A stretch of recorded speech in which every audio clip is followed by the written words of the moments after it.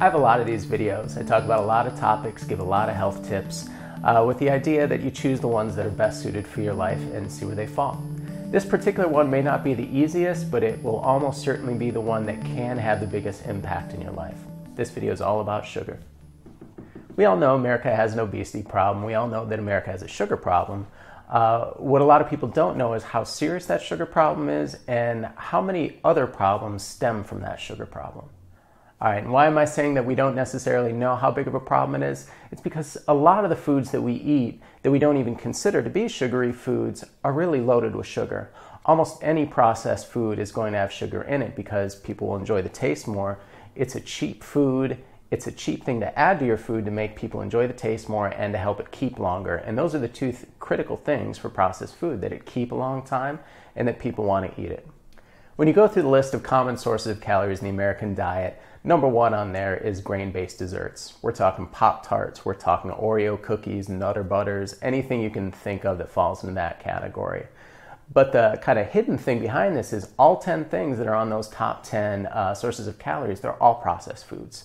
Processed foods have become such a staple of our diet that we don't even think twice about it. And when we consider our own diet, we naturally compare it to the people around us. And the people around us are eating a lot of processed foods too. The people around us are eating heaping amounts of sugar that, although they don't seem strange to us, if you wound the clock back 50 years or 100 years, it would be staggering the amount of sugar that we're eating now compared to then. And to talk about how this is a problem, I'm going to get into the science just a little bit. Not going to go too deep, just the basics. Table sugar is about 50% glucose, about 50% fructose. And that's the same for almost all sweeteners. Maple syrup, honey, molasses, high fructose corn syrup. All these things are in the ballpark of that. 55% fructose to 45% glucose, 50-50, slightly different for each one. And some of them have trace minerals. But by and large, they're pretty much the same thing, and they pretty much have the same problems.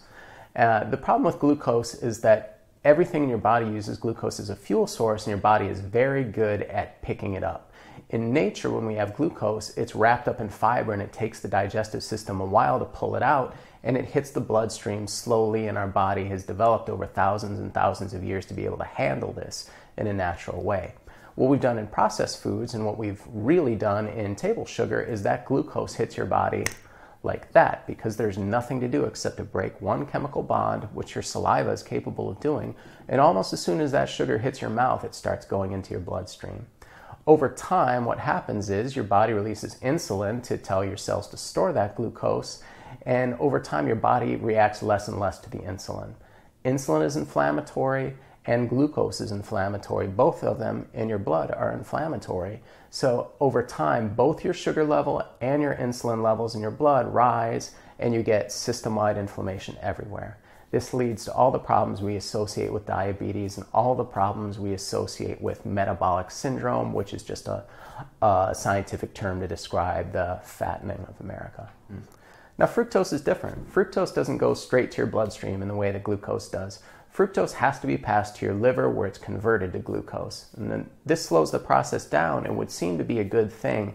And in a way it is, against those problems that I mentioned earlier with glucose.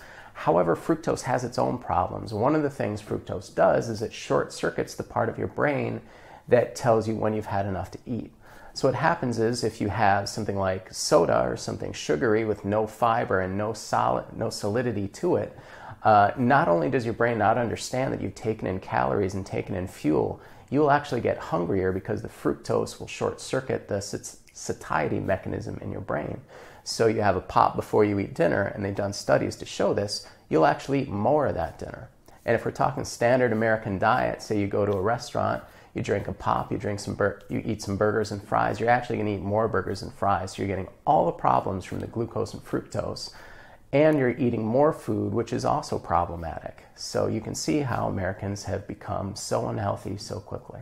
So you feel pretty comfortable cooking your own meals and using whole foods, not processed foods. Move on to some bonus items. Try making your own salad dressings. Try making your own sauces, things like that. And a lot of my tips involve those kind of things. Feel free to use me as a resource. Use other things as resources, however best fits your life. Rule number 2. Don't eat desserts for meals. Those Pop-Tarts, that's a dessert. A lot of the things we think of as breakfast foods, if you make waffles with a lot of syrup, that's a dessert, that's not breakfast. On occasion, that's fine, but try not to eat desserts in place of meals. Whenever you are eating desserts, as much as possible, try to make those desserts. And you can use this tip to cut down on the sugar in those desserts. In almost every recipe that calls for sugar, you can cut down the sugar without even noticing the taste in the recipe. So if a recipe calls for a cup of sugar, try doing 2/3 of a cup. You probably won't even notice the taste. And to lower it even more, try taking 1/3 of that sugar you're using and swap it out for a healthier sweetener. Two of my favorites are coconut sugar and xylitol. Both of these you can swap out for sugar in small amounts and not notice the difference. So if I was to swap out all 2/3 of a cup with one of those, I would notice the difference in the dessert. But if I swapped out about 1/3 of that sugar going into the 2/3 of a cup, you probably won't even taste the difference. Now with those two, coconut sugar I've seen on the internet marketed as a health food. It's not a health food, it's just a slight improvement on sugar. There's some soluble fiber in there which slows down the delivery of the glucose and fructose into your blood system and counteracts some of those problems I talked about with sugar. Xylitol is a naturally occurring sweetener that's made out of birch trees. It has a very low impact on the glucose system of your body. And although it sounds synthetic, it's fairly natural and it's been extensively tested. I normally shy away from synthetic things, especially sweeteners, and I don't recommend any of the other synthetic sweeteners, but xylitol seems to be safe and it tastes pretty good. It's even been tested on kids, and they don't test things on kids unless they're very sure that it's safe.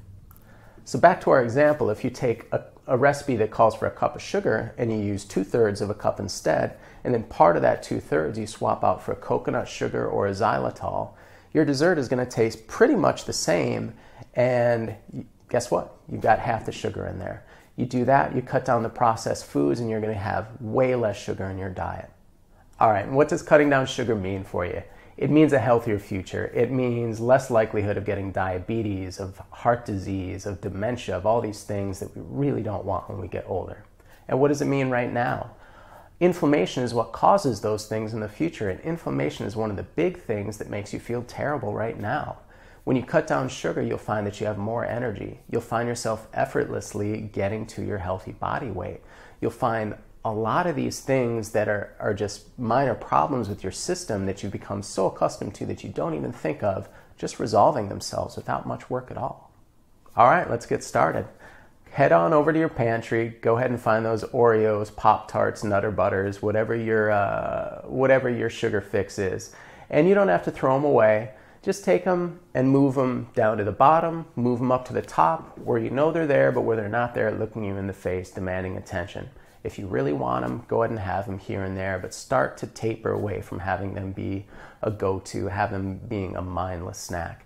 Start to learn how to cook, start to learn how to get away from processed foods, and over time you'll just find those things crowded out without having to think about, I don't get to eat these things, but just having so many other things that are made from whole foods that are tasty items that you don't think about them as much.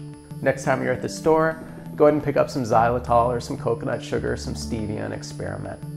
If you like this video, click the like button. If you'd like to hear more from me, subscribe to my channel. Thanks. Enjoy.